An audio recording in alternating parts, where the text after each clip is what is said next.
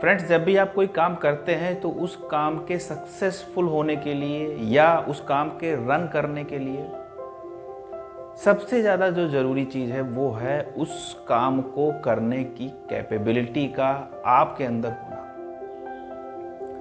अगर वो कैपेबिलिटी, वो रिक्वायरमेंट आपके अंदर नहीं है तो कोई कैसा भी काम, चाहे वो कितना सरल हो या कितना कठिन हो, अगर आपको दे दिया जाए तो आप उसको नहीं कर पाएंगे।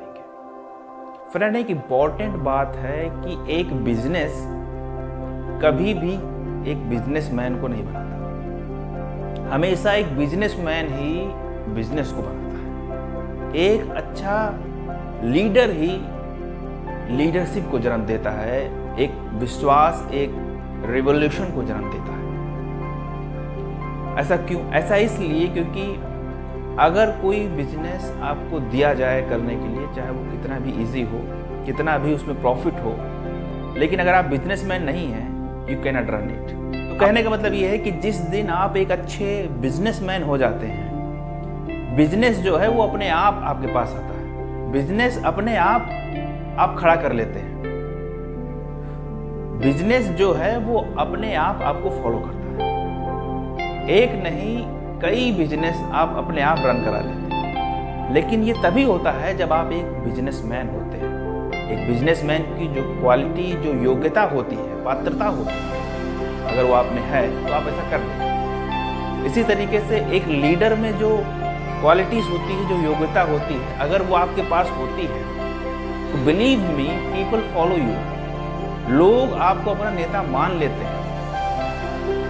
अगर आपके अंदर वो योग्यता है तो लोग आपको अपना नेता चुन लेते हैं, अपना लीडर मान लेते हैं। यही वजह है कि एक पावरफुल लीडर जो होता है वो कभी ये नहीं चाहता कि लोग मेरे अनुसार चले, या इन सब चीज़ों पे उसका ज़्यादा अटेंशन नहीं होता।